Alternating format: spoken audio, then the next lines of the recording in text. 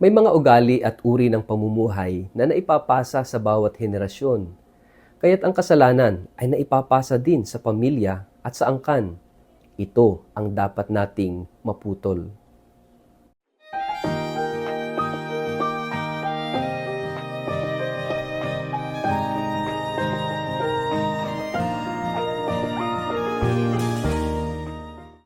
Ang mabuting balita ng Panginoon ayon kay San Lucas. Kahabag-habag kayo, ipinagpapatayo pa ninyo ng magagandang libingan ang mga propetang pinatay ng inyong mga ninuno.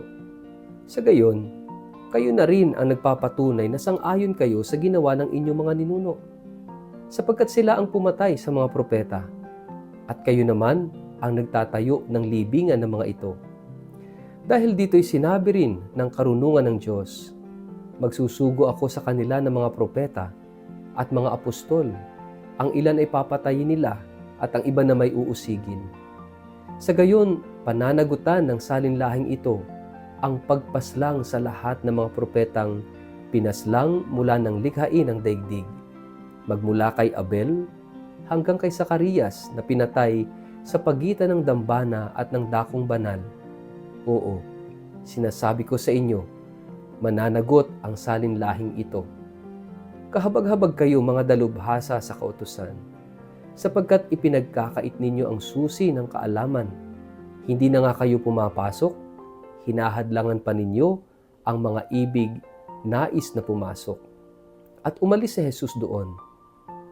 Mula noon, tinuligsa na siya ng mga tagapagturo ng kautusan at ng mga Pariseyo at pinagtatatanong tungkol sa maraming bagay upang masilo siya sa pamamagitan ng kanyang pananalita. Ang mabuting balita ng Panginoon. Word of the day, hear what God has to say.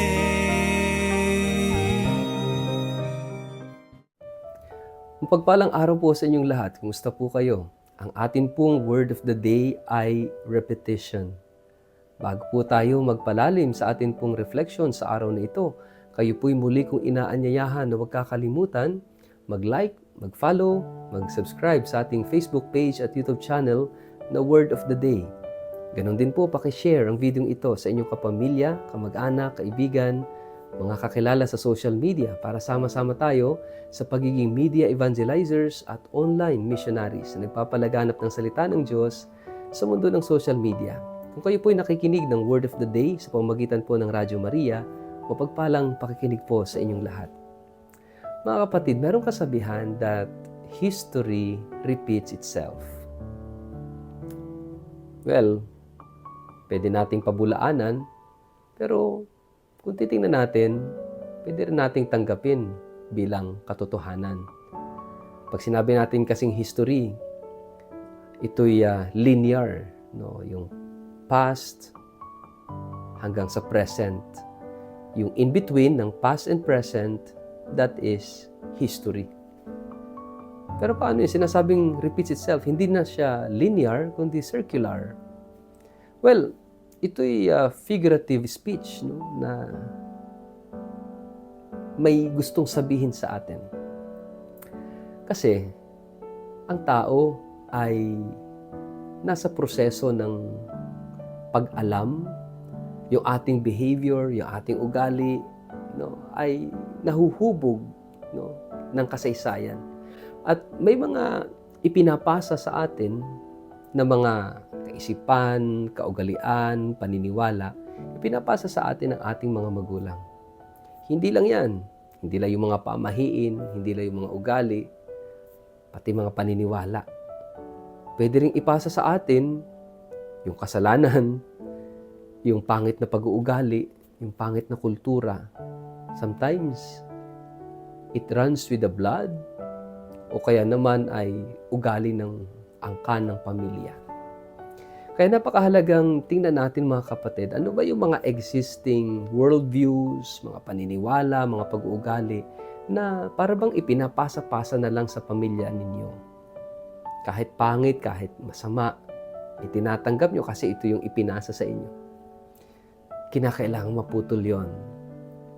Dito sa ating gospel, Sinasabi ng Panginoon, ito mga pariseyong ito, para bang hindi na natuto, para bang inaamin nila na talagang yung mga ninuno nila ang nagpapatay sa mga propeta.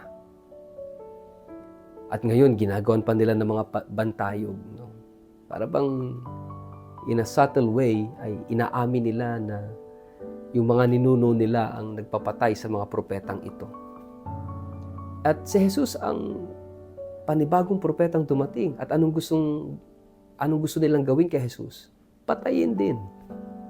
Kung ano ang ginawa ng mga ninuno nila sa mga propeta, ganun din ang gusto nilang gawin kay Jesus. Kaya sinasabi natin para bang, well, history repeats itself. Parang tayo, minsan may mga nagagawa tayo na hindi maganda. Halimbawa, I've been in a rehabilitation program. Minsan, tinitingnan namin sa genealogy, no? O kaya meron yung tinatawag na tinitingnan natin yung family history. Kung saan ba nanggaling ito? Yung may tinatawag tayong genogram, no? Talagang titingnan kung saan nanggaling yung history of addiction, for example. Na minsan sabi, it runs with the blood. Kasi yung kanununuan ay may ganitong addiction, no, na naipasa hanggang sa ganito, sa bagong henerasyon. Maintindihan natin kung bakit.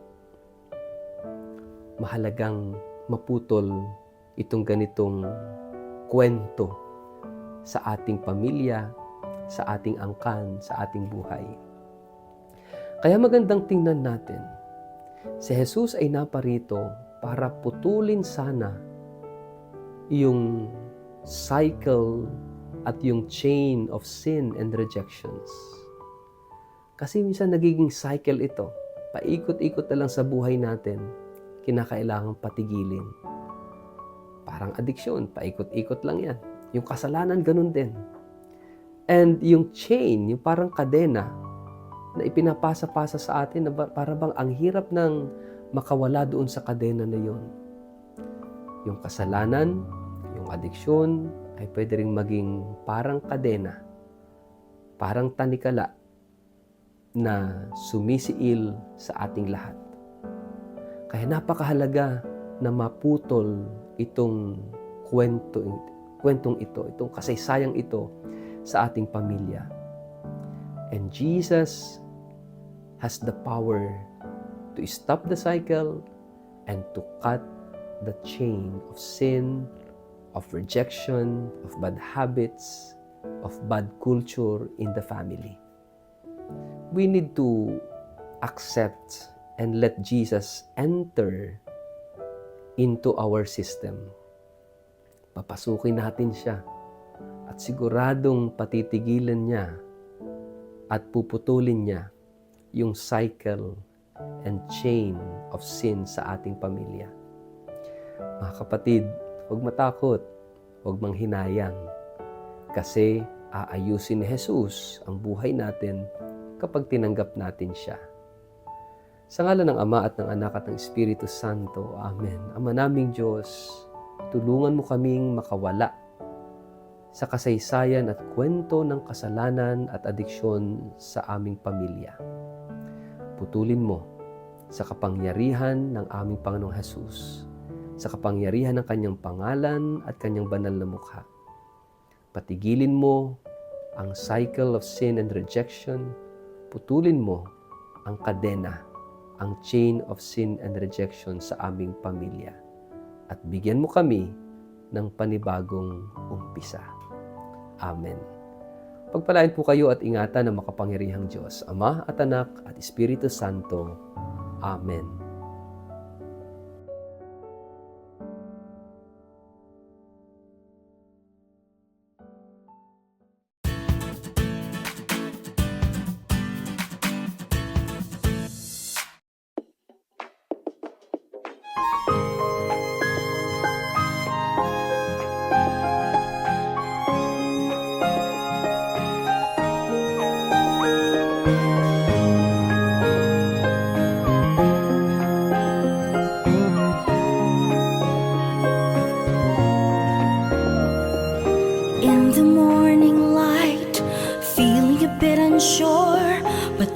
God's word of the day, it's the perfect cure. In simple blessings, our hope will never end. Hold on to His words like a helping hand. When life gets tough and the road gets steep, God's word reminds you, don't lose your sleep. For every sentence we find something new. Let His word inspire all that you do. Listen to the word, it's your daily guide. In each new phrase, let His love reside. Write it down, let it light your way. Word of the day, hear what God has to say.